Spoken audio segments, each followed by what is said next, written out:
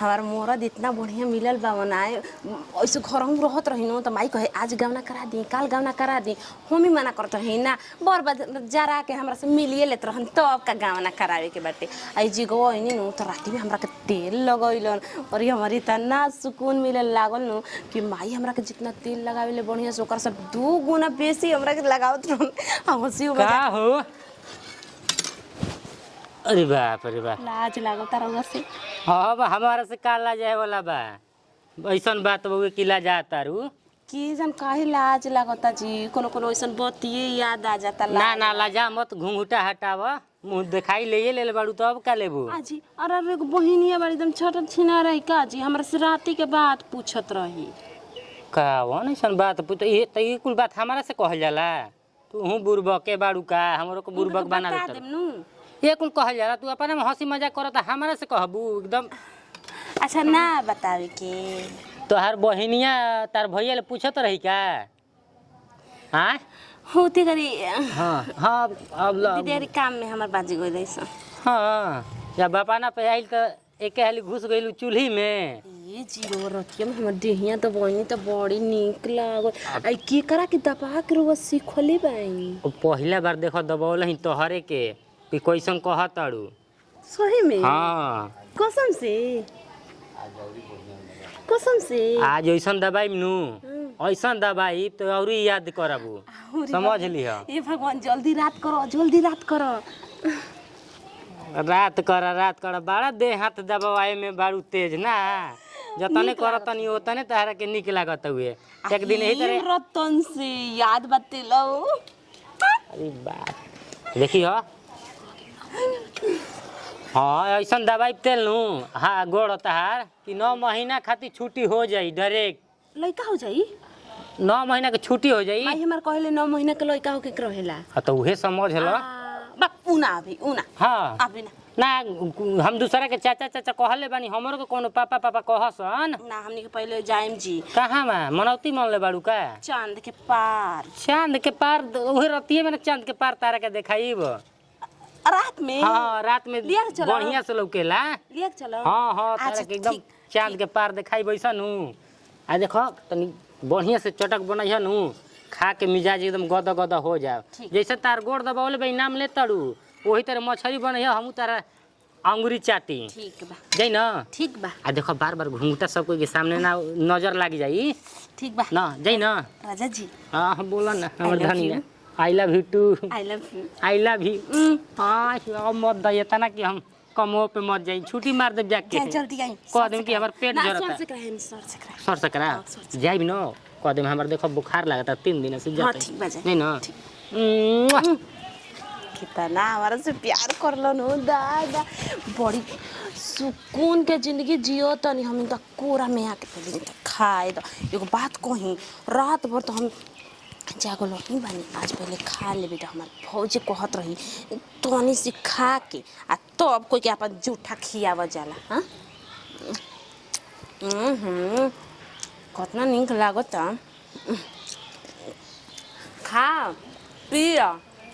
खाओ पियो ऐसे करो बनावत नहीं सुनना रानी ऐसा तो देख के जब एकदम मुटकी ते गरीबी है बहुत जाएगी कुछ कहा हमार ओठू ठीक बाबा ना कहाँ जानी कहाँ खाना में बनल कि ना जल्दी से मुँह में ठूस ला कि हम ना देखब मैंने बताओ तोहरा आदत ठीक बा हो आय न साले भर न 6 महीना आते अपन देखावे लगलू रहन का हो मैंने ई कवन बात भइल के जो खाना बनता है जो कि बैठ के ठूस तड़ू आय मैंने लूट सौरदार माई बाप तोरा के सिखैले कि ना सिखैले हो आ ये भगवान ओही अंगूरी चाट तड़ी सब तो अंगूरी चाट के आवो यहाँ बनैया खाना बाबा एक बाबा जी बहन छोटका ओहे मांग के ले गए फिर लेके दे दिल कहते कि ना खाएं तो हम खा गए देखा कुल हमारे घर ना चलेला जुट काट कोई के खियाबा समझलू ढंग से उसे बनाओ कहते बनाइए ना तो कह दिया हमन के गोड़ हाथ भगवान देले बना लेवे के भल में हरारू बाड़ू तू तो हो आके ढंग से और देखावे लगलू कि हम आएंगे बनाई ना है खाई ना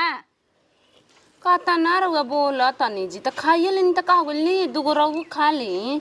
ई कुल तहरा गांव में चलत होई समझलू हमनी के घरे दुआरे ना चलेला कि बनावत रह बेटी पतो बनावेली स खाली स नाही देखी रे बा बना के सबके खिया के तो अस्थिर से खाली स हमार सहेली चोरी करत रही सन स्कूल में ना पेंसिल पेन ऑफिस में से तो हम जाके बहुत अग्नि पट पट करत रही काहे कहत रही जब जे चोरी करेला ओकरा बिनु दूसरा आदमी चल गेला ना ओकरे ऐसन बोले लागल तो समझ के उहो में शामिल होखल चाहता जन्नी माने तू अब हमरा के सिखाइबू तब हमरा के दूगो पेनिया जैसन दम हाय देखत रहो कि ना चला के मुहा पे मार दब के मुहा फूट जाई रंगाइए जाई समझलू भर में खूने ले लेबू सबत कहीं का तो का कहे के मतलब कि हम खइले बाई खइले बानी ई कौन ढंग सिखले बाड़ू तोहरा के ई बताव मुर्गा मछली तो के ना लौकल हो कब खइले ना हो तू खाए वाला ना चीज है खाए वाला चीज है ना तो सबके खिया पिया के खाल जाला है जुकिया तो पतो ही ना हो बेटी हो जुकिया का हैं बेटी ऐसे ना करेले तू तो पतो है हो एबरा 4 दिन भइले ना भल तो के जुकिया आइले आ नौटंकी नाद के रख दियलू घर में कहे के मन बा कह बुढ़ी ले कहब सबसे कहब समझलू कि ना समझलू मुहवा हते को बानू त बतियो हते को ना रही हमहू सिखले बानी हम ई सब कह के आइल बानी अपन सहेलिए से हां तू तो जाके जहां कहलू त हम वो कह देम कि ये खात रही हम मंगनी है त उठू बवाल कर दिल है जा अब तू सोचल अपना बारे हतना हमरा भी लोला चलेबू त मार देबला त से कि ढिमलाइए जइबू समझलू कि ना समझलू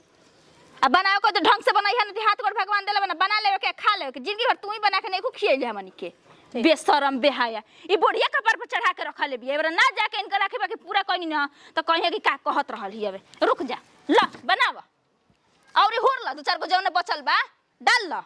कत नहीं बोलती हो दादा एकरा मतलब घरवा में सब ओइसने बाड़ी सन एगो हमर करेजी हमरा से प्यार करे वाला बा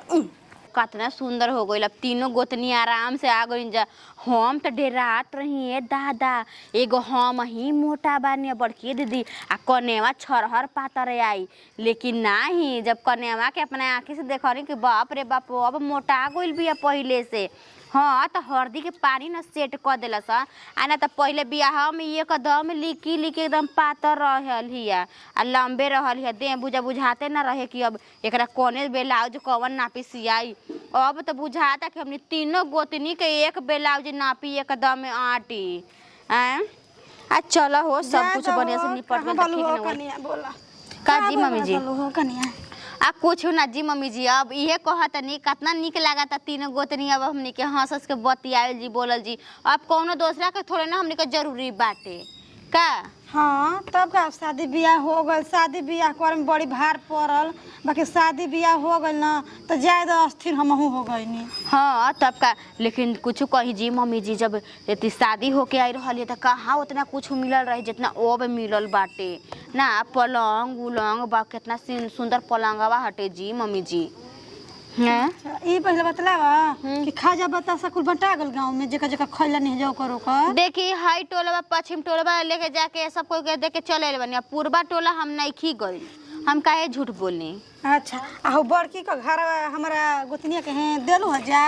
अजी मम्मी अच्छा ये बताई कि रउआ गोतिया नैया बानी तो रउआ जाके अपना हाथे से दे तब ना ठीक रही ना। तो ये कहे ना चाची ओनी ना कि देख आयते के साथे पतोहिया बुझाता के सास बन गई बड़ी सास बुझाते कि पतोह बन गई बिया जानता तो हम दे देला तू जा आउते जत बड़ी दे देला तू उठा के। अच्छा ठीक बा हम दे दे। हम सुनी ना कहनी ना कि जाके आ उनका घरे का नाम है जी रुखिया बुढ़िया घरे जाके आओ तसलिया दे दी बड़का। अच्छा देम ना खाना बना रहे हमर बतिया सुन पहले। हाँ लड़किया कहाँ बिया हमार का जानी बूची जी कहाँ बनी। अच्छी हाँ याद करनी अजी मम्मी जी बूची जी के ननद आइल बड़ी तो हुनकरो तो सूट दिया न कहाँ पूछूं वाला काम बा काहे। हाँ तो उहे कहता नहीं कि जाके मार्केटवा बाजारिया से चटिया पास से लेके चले थी जा थी सूटवा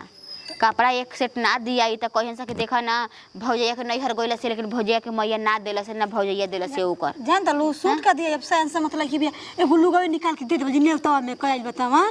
ही ए दादा रो कैसे बच्चावा तनी जी उ त नेवता के त बात अलगे बाटे। उ त नेवता में न चल जाई आ लइकिया के कुंवार बार हली इनकरा के साड़ी दिया रउओ अति कइले बानी एकदमे। तो बतलाओ कि पैसा वैसे बा बाबू का बियाह करी तो पैसा वैसा नहीं खे तो नहीं खे तो ये कम बेसी उधारी पैसा कर के आ लेके दे एगो अथी सूट लेवे में पैसा नहीं खे 1000-1200 रुपया रही नहीं खे रहा भीरा रुक मक्खी चूसे एकदम धीरे धीरे बनता नहीं। अब का तीनों पत्तो उतार लेनी तब वो नहीं तो रुका ना इमिलिया हमर भैया घोटौले बना जे ना ओही का पैसा धइले बनी ओही का तब जातन भगवान किन के लिए अच्छा चलिए ठीक है बा, लेकिन रउआ ढेर संजो के रखी ना कहिया बियाह शादी भइल आ अभी तक ले रउआ इमली के घोटवल पैसा रखले बानी। भाई का दिहल रहा वही से बचा के ओकरा के हम रखले बानी संभार के। अच्छा हाँ तब का भाई 1 रुपया देवा चाहे 2 रुपया देवा से ओकरा सोच के आदमी रखल जाला ना मम्मी जी। हम अपने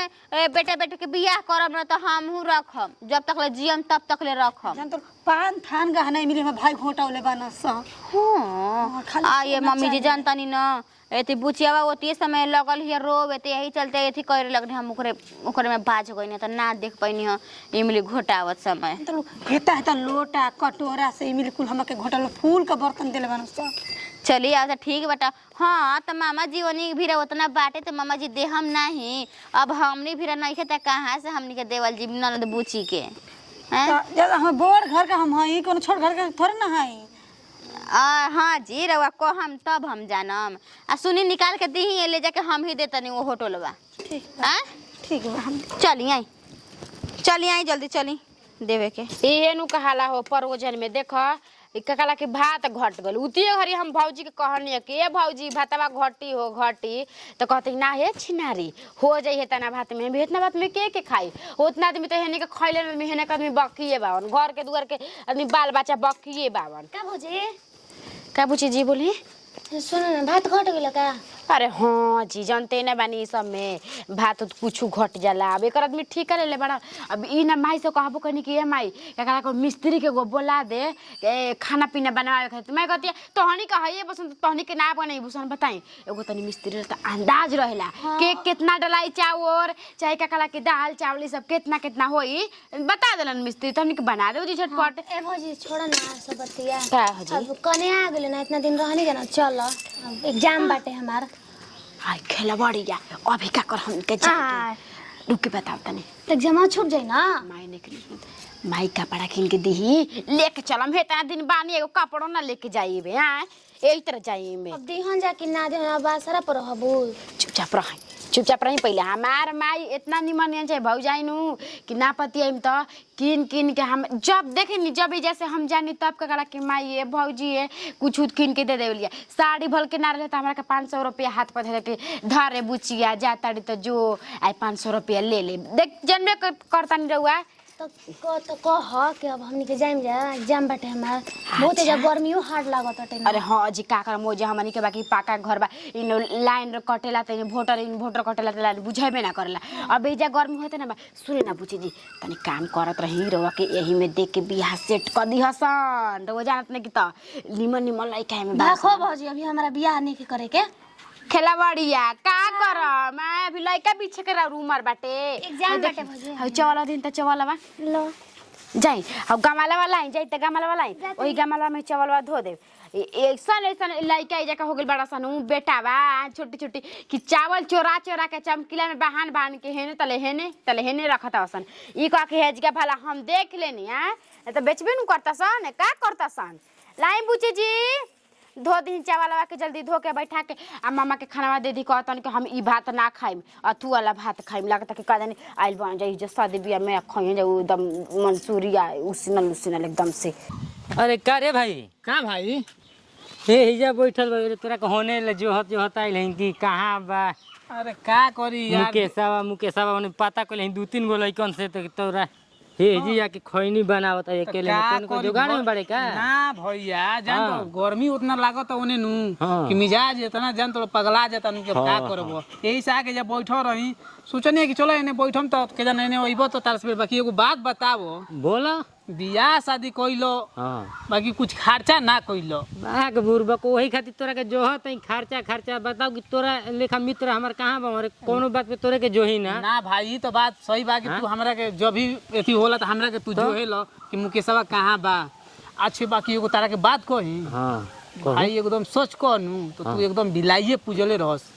तो का देख जैसे कि तू मेहरारू जान रे भाई स्टेज जहां जयमाल होत रहे भाई जे भी रहे नु हाँ हाँ सभे कहत है नु हाँ। कि डीएमवा के मेहरारू भाई 100 में एगो मिलल बिया। देख लाखों में एगो हिया 100 एगो में ना लाखों में एगो भी है। भाई कतनो तारीफ करब समझ तो ले। बहुत कम पड़ता। ओइसन मेहरारू बड़ा भागे किस्मत वाला के मिलेली तो सन। बात सही है भैया। हम गंगा जी में जब बोले रही तब ऐसन पवनी सही बात कहत खवा लेखा मेहरारू पवनी एकदम। अब बाकी एगो बात बताओ एक ने भौजी के हाथे मरदे कहीं खियैलो ह ना भाग बुरबा खाले मरला हाले पिलुए पर गिले बुरबा के बारे का एकदम सफा दिमागे तहर नहीं के सही में बचपन से लेके आज तक भोथरे के भोथरे रह गिला। अरे भैया तो मान लो कि हम कौन गलती कह देनी। तू जानत है कि अभी हाले के भइल बा बियाह शादी तो करे कुछ दिन बीती तबे ना ओकरा हाड़ी छुआवल जाई। एक बाई के आते आते हाड़ी या भोज दिया दे जाओ गधा के ससुर कहीं के एकदम साफा लौट फेकारे हवे का रे। आ सुनाता आ ये एकदम लंगटीन एकदम आ गइल बिया घर में न। आ बतावा हो लंगटीनिया निकलतिया हनिया बता के कही कि तू नया नचर कनिया हाउ। आ बतावा ई का तू निक कइलू ह का मछरी चाभ लेलू तोहरे अड़की का जीभ हटे हाथा गो बढ़ा के रख ले बाड़ू। कौन कहलसिया काहे खा के सोचबू के पचा दही के कहबे ना करो। आ काहू कइले बाड़ू का लागत कि कान भरा गइल बाटे। काहे सोचबू के जीवा ह के तो बदन तो उबलाई नहीं पानी गिर तो छतलाइबे करी है ने सहोने हैं। ये नु कहा जाला का कहल जाला लोग के खाए के मन रहेला तो दूसरों के लोग तबाह क के रख दी। हां हम खइबो कोइल हनी कौन बुजरी कहल ऐसन ओकनी के मंगिया रोण दी ओकनी के भातारा के चबा जो ओकर भैया के खा जाई। हां बड़की दीदी हो बाई पियर पियर एगो साड़ी पहन के लाल के छपली अपना मने बड़का बड़का लेके खात रही। हम मंगनी तो हमरा के ना देनी। हां और कहती बनाव चुपचाप है ना। आज तक तो बढ़ की दीदी त ना खैनी है। आज से का बनी काहे नहीं हमनी ना तो हमनी के घर में वो सब कुल ना होखेला ठीक ना। पहले बड़ बुजुर्ग के खियावल ना दमी अपन नहीं ना खा जालन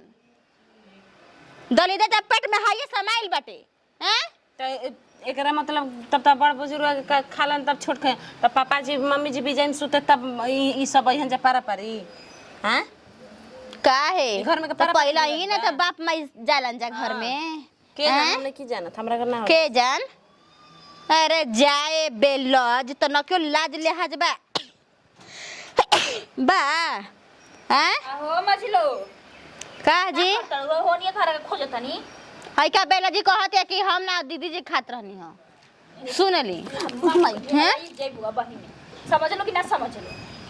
तो न के लाज बाजी एकरा कोनो गतरी में हई पसर के टंगरी सुतल हिया बैठल हिया तो हमनी सब की ना उतरल हिया तो गोड़ हाथ फैला के ना बैठिए सुती। इतना गर्मी बाटे हम साड़ी पहनल बई उहे ढेर बाटे। हां पैंट कहत रही माई के कि डाल दे ना डलस के जनका सोच के पहन ले थी तो कह दे एगो चलल बा आजकल बिकिनी पहन भी मंगा दी ऑनलाइन पर आवता।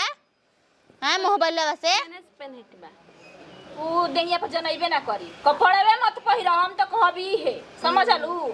गर्मी दूर हो जइतो है। जब जा तनी घर में वैसे ही रह हमर घर में कोई मत आइन जा लंगटा हो जा लंगा बाबा जैसा ठीक तो बा जा सुत जा ऐसे ही एक कनिया हैं ढंग से उड़ खा के त निमन कइले ही बाड़ी खा के निमन कइले ही बाड़ी जो ना करे के तब अरे का हो गइल बउए के इतना बोलत हो जा। हां हां आहो आहिए मेहर मौगा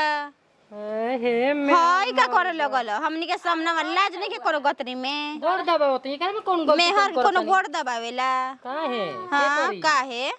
रोटिया दवानी तो हमरा बड़ी निक लागल। सुनलू एक कनिया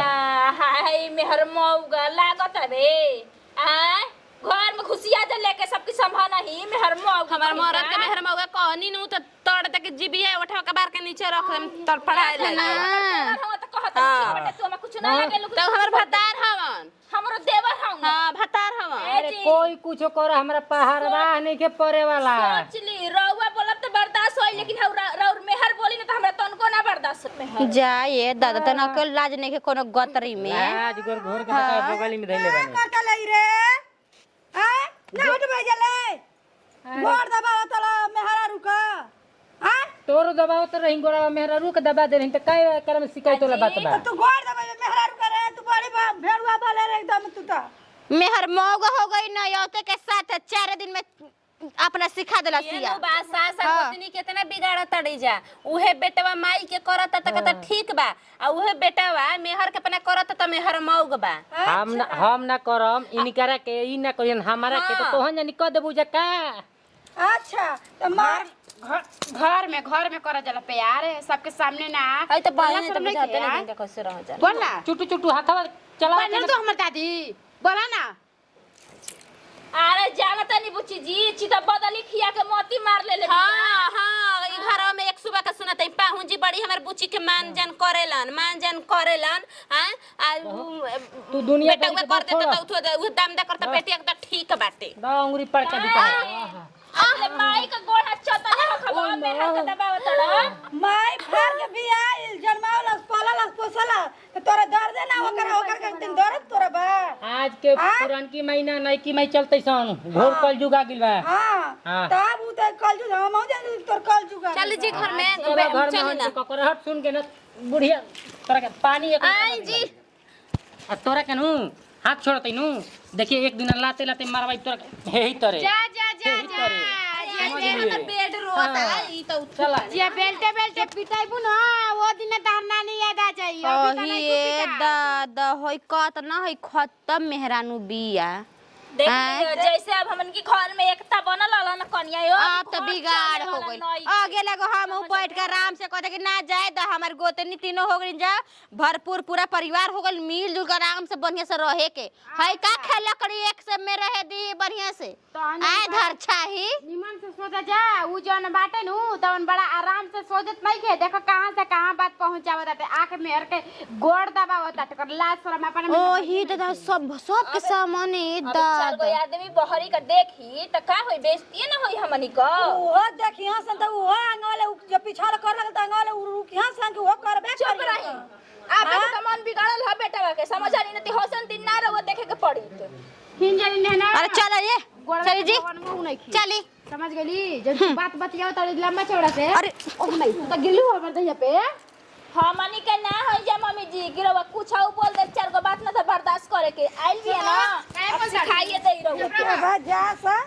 उ जवन बिया तवन बटले बिया ओकरा के सब दुनिया जान जाई गांव जवार की नहीं हसन पतो फलना का उतर गइल बिया अब